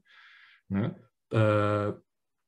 Então, teoricamente, a única pessoa que pode amar a minha esposa, quer dizer, eu sou a única pessoa que eu não posso amar a minha esposa, qualquer outra pessoa no mundo pode desejá-la, menos eu, porque eu a tenho. O professor Clóvis sempre fala da Juliana Paz. Ele fala que a única pessoa que não ama a Juliana Paz é o seu marido, mas que ele ama tanto a Juliana Paz, né, porque a deseja e todos os brasileiros desejam. Né? Teria que atualizar isso, não sei quem são os objetos de desejo atuais aí. Né? Isso eu deixo para a imaginação de vocês. Mas a gente pode também traduzir essa ideia de desejo não só para pessoas e não para esse desejo sexual, né, ou amoroso, né, mas para outros objetos de desejo, né, outras ideias de coisas que a gente quer e tem falta, e o mundo capitalista é cheio deles. O professor Clóvis conta a história, né, de que a gente entra no colégio, no jardim da infância, aí vem a professora, nos recebe, a gente fica todo feliz, mas a professora diz, olha, o jardim da infância é preparação, né, para o primário. Aí entra no primário, agora sim, eu estou virando adulto, agora eu tenho professor, eu tenho aula, não sei o que, não sou mais criança. Aí vai dizer, não, mas isso aqui é preparação para o ensino médio. Aí vai no ensino médio, não, isso aqui é preparação para o vestibular, para a universidade é preparação para o mercado de trabalho. Aí entra no estágio, o estágio é preparação para a efetivação do trabalho. Aí entra na empresa, a empresa tem diversos níveis, a gente vai sendo promovido. Aí, uma hora, a gente vai ficando velho, passa a querer se aposentar, até que chega a hora da morte, e no final, quando estiver no leito de morte, ainda vai vir o padre dizer, não se preocupe, que essa vida é só uma preparação para o outro lado, o mundo do céu, né? O outro lado é onde as coisas realmente vão acontecer. E que o mundo capitalista teria muito dessa lógica, né, de busca daquilo que a gente não tem, tanto do lado das empresas, né, o professor Clóvis dá aula geralmente para empresas, que mostra que existem metas dentro das empresas para a gente atingir as metas, e sempre a gente está tentando produzir mais, produzir mais, produzir mais, do lado da oferta, né, como do lado do consumo também, da demanda. Né, a gente compra um carro, depois vai querer o carro novo, a gente compra uma roupa, que é uma roupa nova, compra um celular, deixa de querer ele e passa a querer outra coisa. Então, esse amor platônico do desejo, da falta, né, sei lá, eu acho que os solteiros, aqui, talvez os casados também, que olhem para fora e desejem, né? A grama do vizinho, afinal, parece sempre ser mais verde do que a nossa. Quem pensa assim vai conseguir entender esse desejo, né? Esse amor platônico, de querer aquilo que não tem. Né? Apesar de parecer estranho, geralmente amor, essa coisa a gente já vai para o lado mais romântico, como o discurso que o Platão botou na boca do Aristófanes. Né? Mas quando a gente olha para essa vida capitalista, para as etapas da nossa vida, isso fica claro como realmente esse tipo de amor, esse tipo de desejo é presente na nossa realidade. Porém, né, o filósofo que vem em seguida, né, foi inclusive aluno de Platão. Aqui o Abelão está dizendo que todo mundo ama Carol Conká, não sei, será verdade? Eu não entendo tanto, vejo por cima essas polêmicas de BBB. Eu sei que está dando o que falar, dona Carol Conká. Tem meu conterrâneo lá, o Nego Di, que também parece que está dando bastante polêmica. Eu conhecia já o Nego Di de antes, que é porto-alegrense, fazia piada lá com os colorados, então já conhecia ele. Mas voltando aqui, pessoal, então o Aristóteles vai dizer, Platão, cara, esse teu amor platônico aí de desejo da falta é tão chato, né? O mundo, a vida passa a ser um buraco sem fundo, a gente nunca alcança o nosso objeto de desejo, uma coisa doida, é uma eterna insatisfação. Quando a gente consegue, a gente deixa de querer.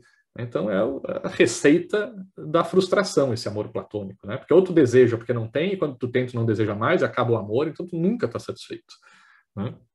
E aí Aristóteles vai trazer um outro conceito de amor, um conceito de que amor, para ele também, né, não tinha em português, ele usa a palavra filia, né, que tem mais a ver com a conotação de alegria, de felicidade, né, que vocês até acho que citaram ali nas explicações de vocês, algo assim. O que é isso que tem a ver? Né? Tem outros autores que vão trazer, desenvolver um pouco mais essa ideia de filia do Aristóteles, tem o Spinoza, que fala muito bem, o professor Clóvis também usa muito, a ideia de que amor é a alegria do encontro, é quando a gente reconhece em alguém ou em alguma coisa a causa da nossa felicidade, né? Que o Spinoza vai chamar de potência de agir, né? Quando a gente reconhece em algo a causa do aumento da nossa potência de agir, né? A gente tem uma energia interna, o Clóvis chama de tesão pela vida, né? Que eu acho muito bacana o jeito, a linguagem que ele usa. Então a gente às vezes acorda, né, meio para baixo, às vezes a gente acorda empolgado, cheio de vontade. Então tem coisas na vida que nos animam, tem coisas que nos brocham, né, que nos desanimam. E a gente, quando reconhece em alguma coisa a causa do nosso aumento da nossa potência de agir, do aumento do nosso tesão pela vida, da nossa energia, da nossa empolgação, a gente diz que essa coisa nos alegra, a gente diz que a gente ama essa coisa, né, traduzindo aí Aristóteles e Spinoza. Né? E quando a gente reconhece em alguma coisa a causa da nossa tristeza, da diminuição da nossa potência, a gente diz que a gente odeia, né, ou tem asco, né? A gente não quer alguma coisa, aquilo que nos causa tristeza, diminuição da nossa potência.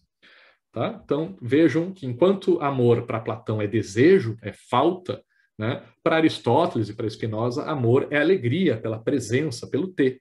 Né? Então, eu amo minha esposa porque eu a tenho todos os dias, porque quando eu acordo de manhã eu vejo ela está aqui do meu lado, eu fico feliz pela sua presença e não pela sua falta. Tá? Então, uma ideia oposta, né? Como muitas das coisas que Aristóteles se contrapôs às ideias de Platão. E, por último, aqui das nossas teorias sobre amor, vamos trazer um cara que todos conhecemos, mas geralmente não com esse rosto. Né? Geralmente a gente vê um cara com umas feições mais parecidas comigo, apesar de ter mais cabelo. Jesus Cristo geralmente é branco, dos olhos azuis, né? Nas imagens que a gente vê. Só que com essas minhas características aqui, o Jesus Cristo não ia durar muito lá no Oriente Médio, no sol, né? Que rolava lá em Jerusalém, o cara ia tomar um torrão rapidinho, né? E ia ter um câncer de pele muito rápido.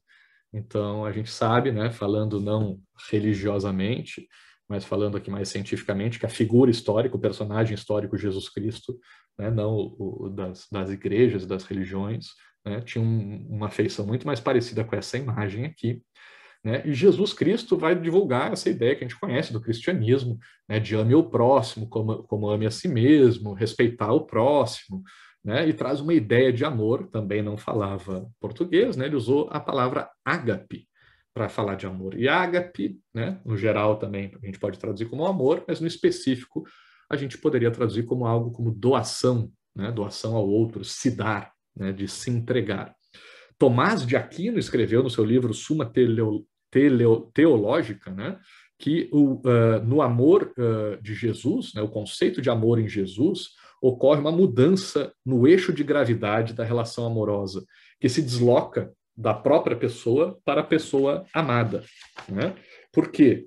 Porque vejam que enquanto para Platão, né, o amor platônico, o que importa é o meu desejo, é a minha falta. Enquanto para Aristóteles o amor que importa é a minha alegria pela presença que eu tenho na minha vida, o amor de Jesus é um amor pelo outro, não é comigo. Não é porque eu estou feliz, eu fico feliz quando o outro está bem, quando o outro está feliz, é de ver a outra pessoa bem, é ajudando o mendigo, o leproso, a prostituta, né, que Jesus Cristo vai passando essas lições. A gente consegue ver esse amor ágape de Jesus Cristo muito na relação, acho que entre pais e filhos, né, mães e filhas.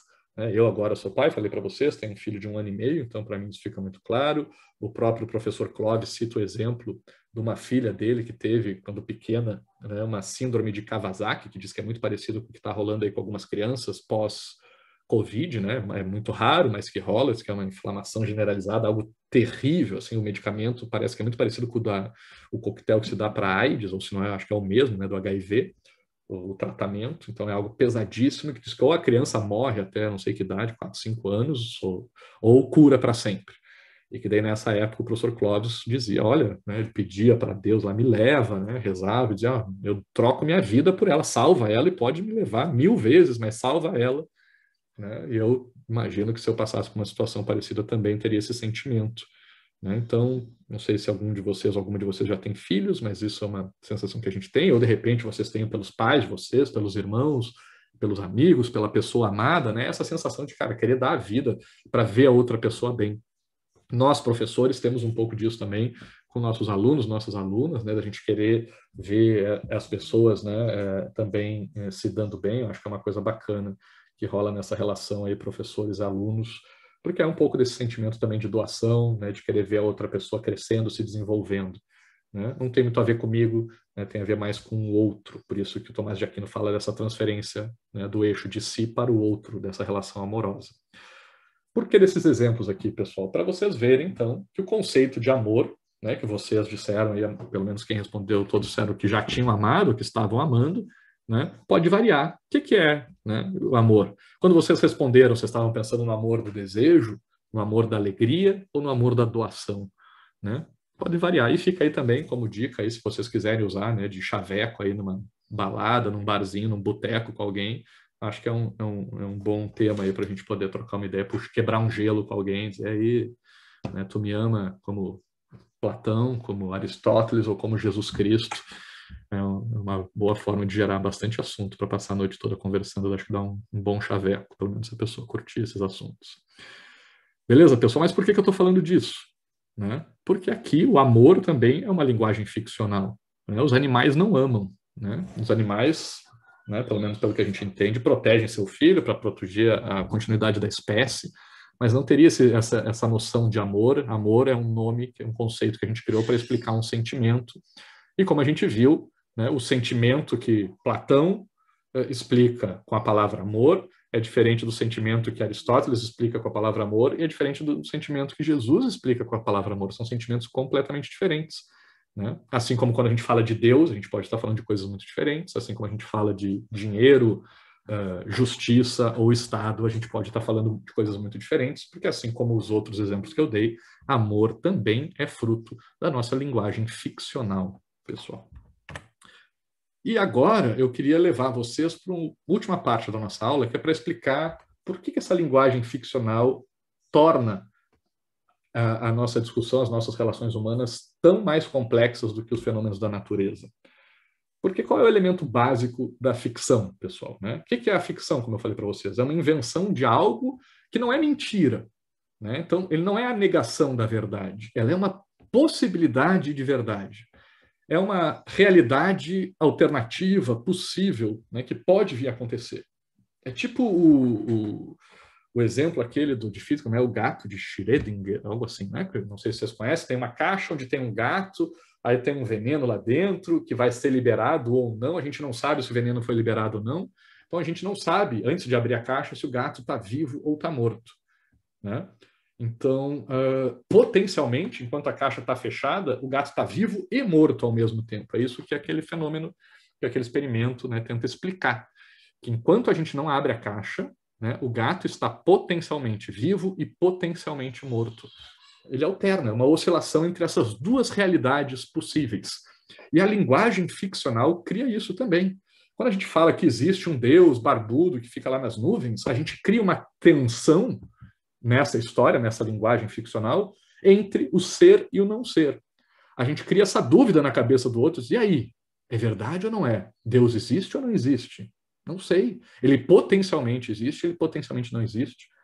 Quando a gente dá um valor para alguma coisa, no dinheiro, né, nas nossas trocas, a gente diz, e aí, essa coisa vale ou não vale aquilo? Não sei, não tem uma resposta, não tem um gabarito, é uma ficção humana, pode valer, pode não valer, não sei, não tem resposta para isso. Cada momento, cada situação que vai me dizer, cada pessoa, cada interpretação é que vai criar a sua resposta para isso. O que é justo ou injusto? É justo a cobra comer o ovo do passarinho? Não sei. Quem diz o que é justo? Né? Eu estou olhando do lado da cobra, é justo, porque ela matou a fome. Olhando do lado do passarinho, é extremamente injusto, porque ele teve um trabalho para construir o ninho, para chocar o ovo, não sei o que lá. Né?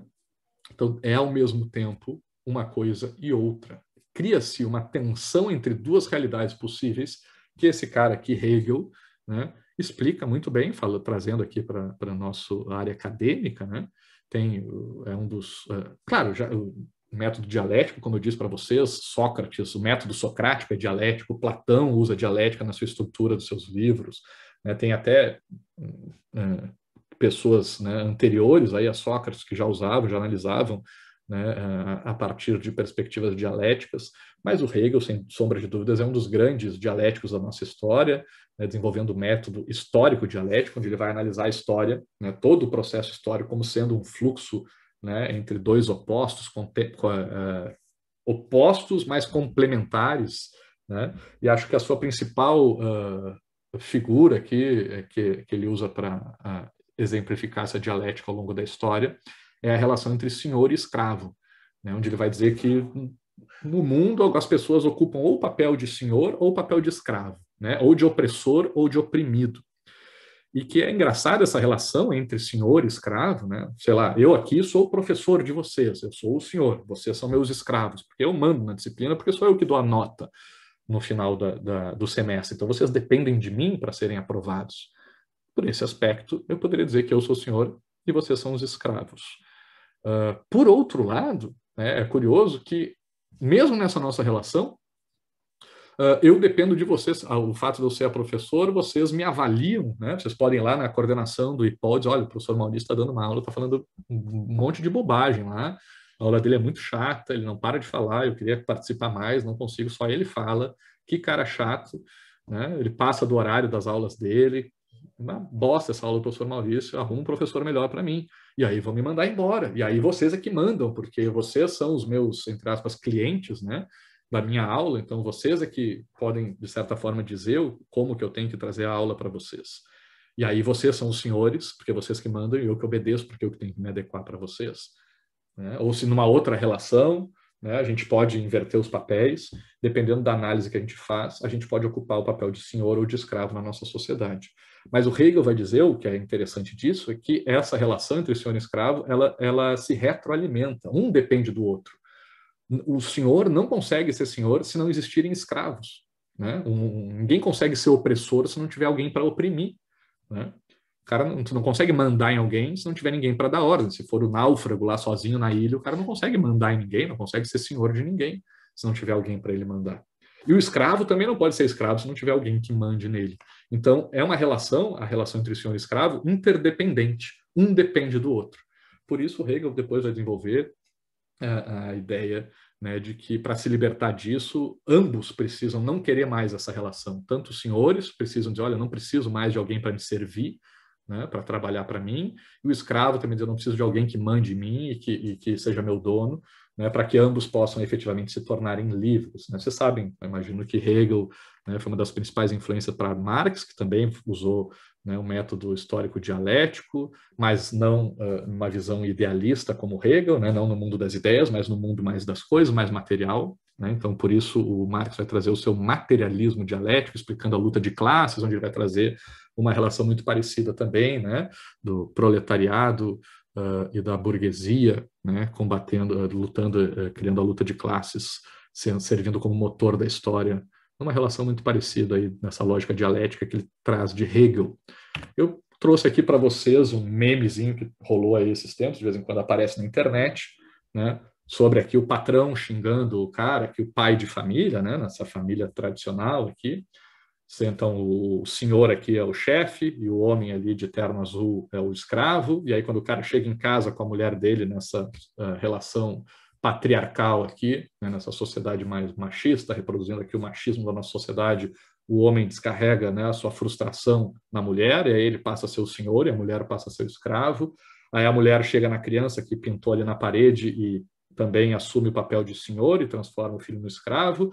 E aí o filho pega e dá um xingão no gatinho ali, e aí a criança assume o papel de senhor e o gatinho de escravo, porque aqui está se reproduzindo uma lógica que o nosso grande Paulo Freire explicou nessa frase, dizendo o seguinte: quando a educação não é libertadora, como dizia Hegel, né, quando não ajuda, não ensina todo mundo a se libertar dessa vontade de ser senhor ou de ser escravo, mas principalmente de ser senhor, o sonho do oprimido passa a ser, né, de se tornar o opressor. Então, que a gente precisa de uma educação libertadora que faça com que a pessoa não queira só reproduzir, né, trocar os papéis, né, assumir o papel de opressor por causa da frustração de ter ocupado um papel de oprimido.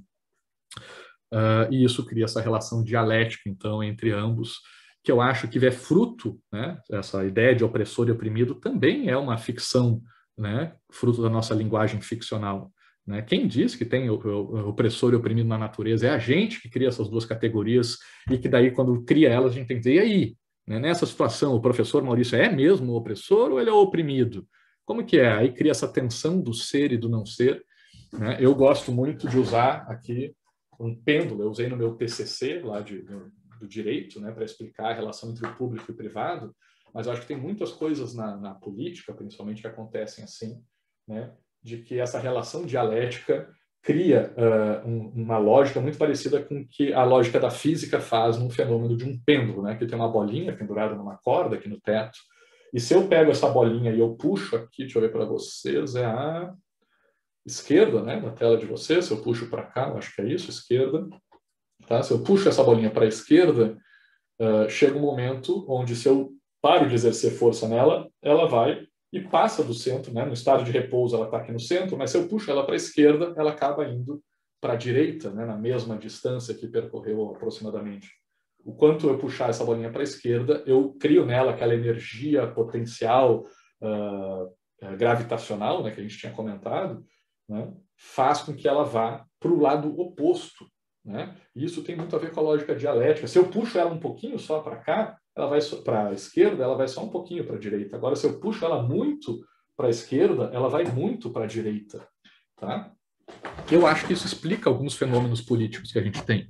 Né? Eu acho que isso explica muito a nossa realidade política atual no Brasil e até no mundo.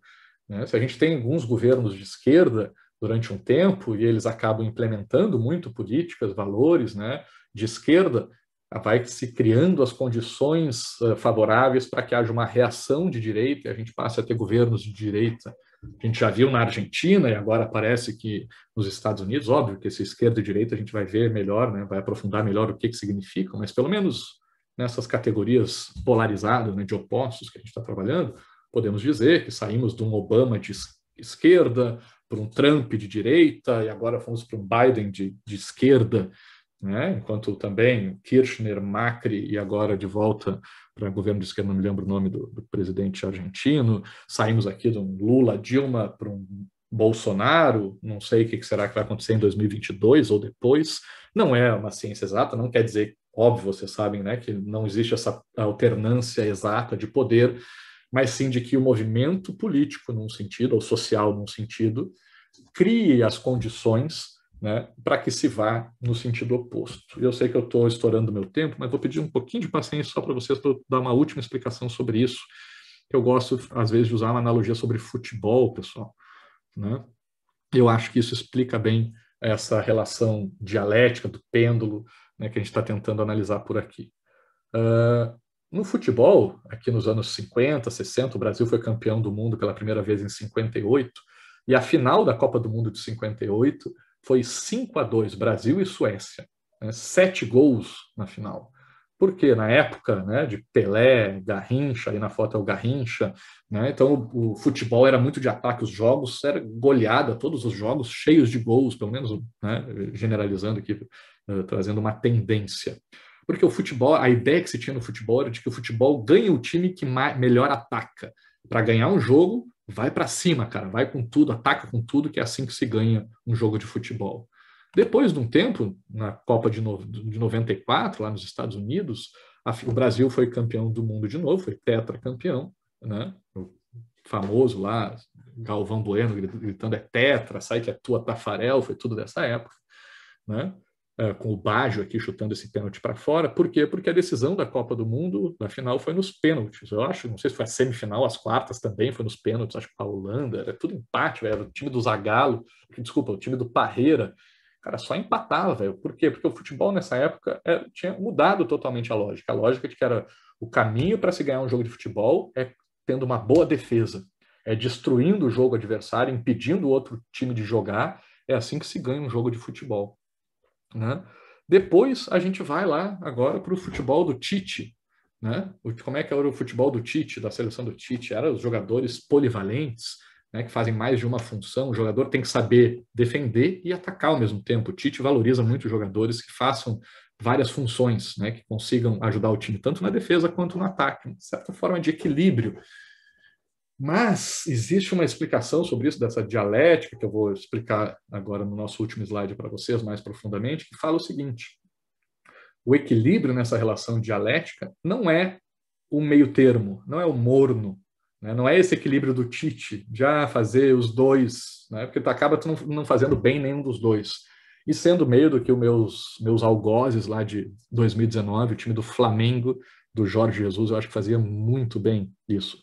Que era o quê? Era em alguns momentos do jogo a defender, enlouquecido, não consegue, os caras, tá todo o time defendendo, velho, armado, assim, não tinha como entrar, não tem como fazer gol, mas sabia a hora, parece que o time todo ligava um sinal lá dentro da cabeça, sabia, agora é hora de atacar, vai com tudo, gasta toda a energia na corrida e agora ataca com tudo, né? E conseguiam fazer esse equilíbrio de ataque e defesa sem ser um neutro, né? Sem ser o meio termo, isentão, em cima do muro. Às vezes defendiam muito, às vezes atacavam muito, né? E é dessa combinação desses dois opostos saía um time equilibrado, né? De ataque e de defesa. Eu poderia citar isso numa relação amorosa, já que a gente estava falando de amor, né? Como é que é uma relação boa, né, saudável, entre duas pessoas, né? Se vocês tiverem uma ficante, um ficante, uma namorada, um namorado, como é que funciona uma relação a dois, né? Cara, vocês vão ser aquele namorado, aquela namorada que liga toda hora, tá sempre grudada, a pessoa acorda, já tem 20 bom dia no WhatsApp, já mandou mensagem, mandou fotinho, não sei o que, vai lá, sempre que a pessoa procura estar à disposição, enche todo dia, manda flores, cartão, eu te amo, eu te amo, eu te amo, eu te amo, eu te amo, eu te amo, toda hora dizendo que ama, toda hora presente, toda hora fazendo carinho. Eu garanto para vocês, se vocês forem um namorado, uma namorada assim, a outra pessoa é uma questão de tempo, até a outra pessoa encher o saco e dizer, mas que grude, que pessoa chata, não aguento mais ouvir eu te amo, não aguento mais ouvir bom dia, não aguento mais receber presente, não aguento mais carinho, sai daqui, né? E se vocês forem o oposto, se vocês forem aquele namorado, aquela namorada indiferente, que não liga, que só quer saber de sair com os amigos, com as amigas, que esquece de fazer as coisas, que não dá bola, quando a outra pessoa pede atenção, não responde, manda mensagem no WhatsApp, a pessoa nem olha, né? A pessoa também vai ser questão de tempo até a pessoa dizer, olha, outra pessoa não quer nada comigo, não me dá bola, também não quero. Como é que eu acredito, né, que seja uma relação saudável, aquela onde vocês consigam alcançar o equilíbrio, onde em certos momentos vocês vão com tudo, velho. Vocês vão saber, agora a minha namorada ali está querendo carinho, ela está carente, ela quer atenção, então vou lá, vou ficar com ela, vou dizer que eu amo, vou encher de beijo, vou dar carinho, vou estar do lado, vou ficar junto. E perceber que em outros momentos ela vai dizer, cara, eu quero ficar sozinha, me deixa, vou sair com as amigas, eu vou estudar, eu vou ficar com a família, ou sei lá, quero ir sozinha para o cinema, quero viajar sozinha. Vai lá, minha filha, vai curtir a vida também, sozinha, porque a vida também é feita da nossa individualidade, a gente também precisa desse espaço. Qual é a relação boa? Onde a gente consiga, não é o meio termo, não tentem ser uma pessoa equilibrada, que faz um pouquinho de um pouquinho de outro. Saibam, o grande desafio da vida está nesse jogo de cintura, nesse malabarismo, né? Nessa flexibilidade de saber a hora de ser bastante intenso, de estar lá, de estar presente, de dar tudo o que precisa, a hora de sair de jogo, né, de cena e não aparecer. Às vezes também a hora, né, de fazer um pouco de cada. Então, o equilíbrio vem não do meio termo, não do neutro, mas sim de saber o momento de cada uma das coisas. A gente caminha para frente usando um passo com a perna esquerda e um passo com a perna direita e não dando pulinhos com as duas, né? Então, às vezes indo para a esquerda, às vezes indo para a direita, é que a gente anda para frente. Talvez politicamente também seja bom, às vezes, a gente ir mais para a esquerda e mais para a direita, porque um talvez contribua com o melhor desenvolvimento do outro lado. E isso tem muito a ver com a nossa lógica da nossa disciplina. E para terminar, eu trago esse símbolo aqui, que pode parecer de Riponga, que foi lá na feira, como eu estava falando, lá na Feira da Torre, né? Ou sei lá, num artesanato lá de Alto Paraíso, né? Foi comprar um pingente, talvez vocês tenham visto esse símbolo do Yin e Yang, mas isso é uma explicação que vem lá da teoria da filosofia oriental. Eu falei para vocês do Capra na aula passada, ele fala bastante dessa relação entre Yin e Yang, entre os dois opostos no mundo, o equilíbrio entre os dois opostos. E esses caras, os taoístas, né, o taoísmo, tenta explicar, fala, Tao é o caminho do meio, né, explica que a vida é feita de dois opostos, o branco e o preto, o homem e a mulher, o quente e o frio, o verão e o inverno, o bem e o mal, né, e que a vida é feita desses dois lados sempre, isso é inevitável, né, e que a gente precisa encontrar o caminho do meio, né? E o que é o caminho do meio? Aristóteles falava disso, de caminho do meio, de moderação, mas para o Aristóteles, moderação era essa coisa meio morna mesmo, meio de isentão, o caminho da moderação. Para os orientais, não, né? Para os taoístas, não, eles deixam isso muito claro. Se o caminho do meio fosse esse isentão, o yin yang não seria preto e branco, seria cinza, seria a mistura, a fusão entre o preto e branco. Mas os orientais dizem que o mundo é feito, tudo, desde os átomos até o universo, né, se rege por essa lógica de relação entre dois opostos, né, o preto e o branco. E para vocês entenderem, teve uma vez que eu vi uma explicação que foi a única vez que eu consegui entender realmente o que significa esse símbolo aqui. Acho que era um desenho meio que tridimensional que explicava o seguinte. Estão vendo que tem uma bolinha branca no meio do lado preto e uma bolinha preta no meio do lado branco? Isso, a chave de entender esse símbolo é entender essas bolinhas. É isso? Não é a explicação principal não é que tem o lado preto e o lado branco, o lado bom e o lado mal. Não é isso. O principal da explicação desse símbolo do yin yang é explicar que o preto ele é fruto daquela bolinha branca ali. O preto vem do branco e o branco vem do preto. É o preto que cria o branco e é o branco que cria o preto. Um retroalimenta o outro. É o bem que cria o mal e é o mal que cria o bem. É o quente que cria o frio, é o frio que cria o quente. Querem ver esse negócio da física, do quente que cria o frio, o quente que cria o frio e o frio que cria o quente? Tem um experimento que se faz. Peguem 3 bandejas de água, tá? 3 bacias de água. Numa vocês coloquem a água da torneira, tá? A temperatura ambiente deixa no meio. Numa outra bacia vocês fervam ou esquentem, não fervam para não se queimar, mas esquentem uma água e coloquem na bacia. E na outra vocês coloquem água gelada com gelo. E coloquem as mãos de vocês, uma mão na bacia com água quente, uma mão na bacia com água fria. E depois coloquem essas 2 mãos na bacia do meio. A bacia que estava na água quente, quando for para a água morna no meio, vai achar aquela água fria. A bacia que estava na água fria, quando for para a água morna, vai achar aquela água quente. E é a mesma água. E é a mesma pessoa medindo. Por quê? Porque o quente cria frio e o frio cria o quente. A gente vê que o dia cria a noite, né, com a nossa rotação, o inverno cria o verão. Então a gente tem muitos fenômenos no nosso mundo que seguem essa lógica. Os orientais acho que explicam isso com maestria e acho incrível que toda uma explicação como essa, que explica, de acordo com eles, tudo que existe no universo, consiga ser resumido numa imagem tão simples quanto essa. Eu não tenho tatuagem nenhuma, mas se eu fosse fazer uma tatuagem, eu certamente faria um símbolo desses do Yin Yang, porque eu acho do caralho esse símbolo. E eu acho que isso explica também, na prática, a consequência principal para a complexidade da nossa vida humana, que é fruto da nossa linguagem ficcional. Quando a gente inventa que existe justiça, que existe Estado, que existe dinheiro, que existe Deus, a gente cria essa tensão entre a existência ou não existência de Deus, né? A justiça é de um jeito ou é de outra, o Estado serve para isso ou serve para aquilo, né? O dinheiro me ajuda ou me prejudica, me faz bem ou me faz mal. A gente cria essas tensões também, que é fruto dessa relação dialética, que é fruto dessa nossa linguagem ficcional, que é o resultado da gente estar inventando coisas que não existem e que uma característica que aparentemente só nós, seres humanos, temos. Beleza, pessoal? Mais uma vez agradeço pela atenção de todos e todas. extrapolei meu tempo hoje, peço desculpas, mas quem teve que ir embora depois dá uma assistida na gravação aí, se puder, beleza? E fico à disposição agora de vocês para tirar qualquer dúvida, dar maiores esclarecimentos. Lembrando só que na segunda-feira, tá? Da semana que vem, a gente começa... Ah, não, peraí.